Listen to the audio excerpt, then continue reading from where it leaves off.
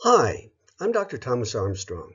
This is part 2 of my 12-part video series on the myth of the ADHD child, where I describe ways of viewing ADHD symptoms that don't rely upon the existence of a medical disorder. In this video, I talk about taking a developmental perspective.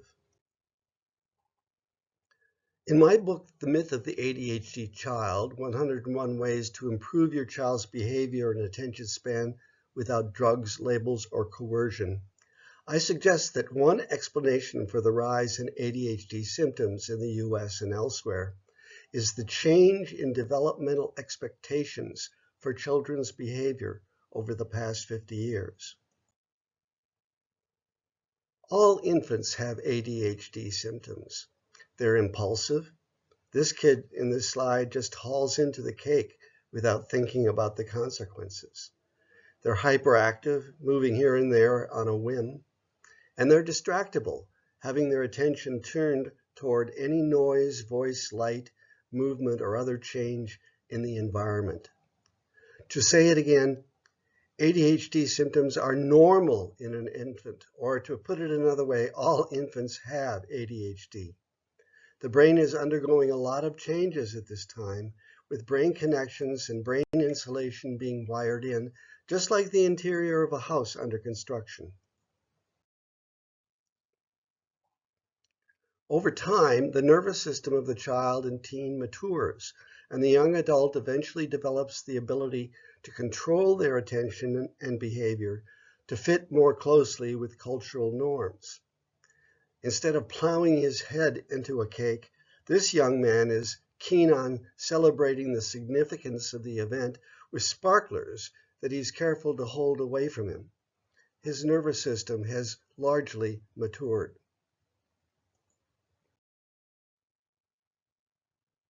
The thing is, not everybody develops neurologically at the same rate. Just like plants, we all have our own timetables for growth and development. Recent research has pointed strongly to the fact that the brains of kids diagnosed with ADHD develop later than typically developing kids, in some cases 2 to 3 years later. And it's important to note their brains follow a normal pattern. In other words, there's nothing wrong with their brains. They just mature somewhat later than neurotypical kids. This isn't a disorder, it's a different pattern of development.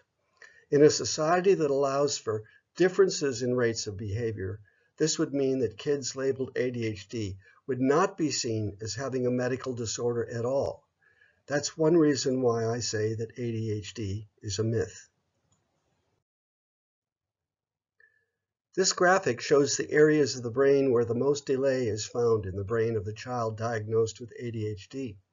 Of particular note are the areas of the frontal lobe that are still developing, the smooth, rounded part of the two small brains depicted in this slide. The frontal lobes control executive functions like delaying gratification, following rules, and remembering things. These are areas often seen as problematic in kids diagnosed with ADHD. But we can see here it's not because of any miswiring or defect or disorder, but because the brain connections are still being built according to their own temporal timetable. It kind of reminds me of the slogan I've seen on badges and signs, "Please be patient with me. God isn't through with me yet."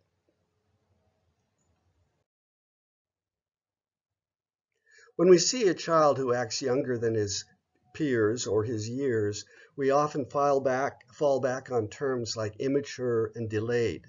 But the interesting thing is that some of our greatest geniuses have had some of these same behaviors. For example, Albert Einstein, who said that he never really grew up. He once told a colleague, "People like you and me never grow old. We never cease to stand like curious children before the great mystery into which we were born." There's a term that refers to this quality of remaining childlike as we grow up. The term is neotni. This is Latin for, quote, "holding youth," unquote. It means the retardation of maturity. Just think of the song, Fairy tales will come true. It can happen to you if you're young at heart. That's neoteny. You can see neoteny on a purely physical level in these photos on this slide. You see a baby ape and an adult one. The baby ape looks very human-like, but those traits are lost in adulthood. So there's no neoteny in this case. No retention of childlike characteristics into adulthood. On the other hand, you see a young Phil Donahue. I was on his show once in the 1980s, and this is from a book that he wrote called The Human Animal. You can see that even though he's matured in many ways, he still has the same basic features, the same shaped forehead, the same curved chin that he did as a child. That's neoteny, the holding of youth. The thing is, most people have never heard the term neoteny, but it turns out to be one of the most significant aspects of being human. As the evolutionary biologist J.B.S. Haldane said, a major evolutionary trend in social beings is greater prolongation of childhood and retardation of maturity. There are a couple of books that go into this subject of neoteny. These books are actually out of print now, sadly, but they're very interesting. Stephen Jay Gould wrote Ontogeny and Phylogeny. He was a paleontologist at Harvard, one of the most famous scientists of the 20th century. And he suggested that neoteny is so critical to evolution because it provides flexibility to human behavior, which makes it possible to adapt to changing environmental pressures. Ashley Montague is an anthropologist from Princeton, and his book Growing Young is even more relevant to the topic because he says that there are psychological neotenous traits as well as physical ones.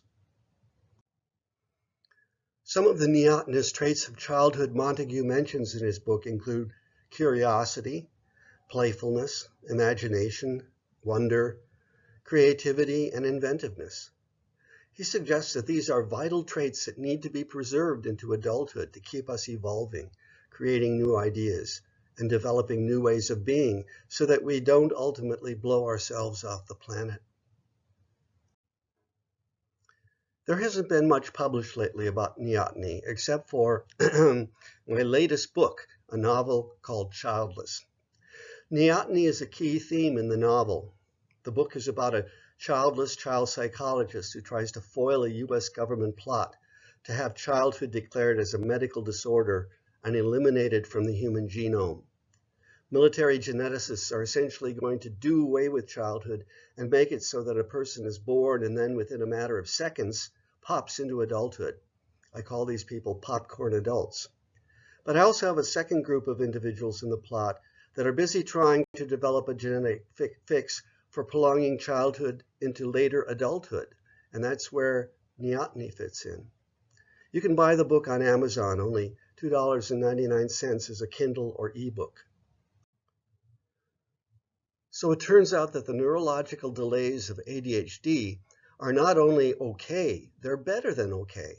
We should all be so lucky. We need that childlike spirit that these kids give us. And calling it a disorder is a disservice to these kids and also to the human species in general. The problem is that we're making this situation even worse by the schooling practices that we engage in.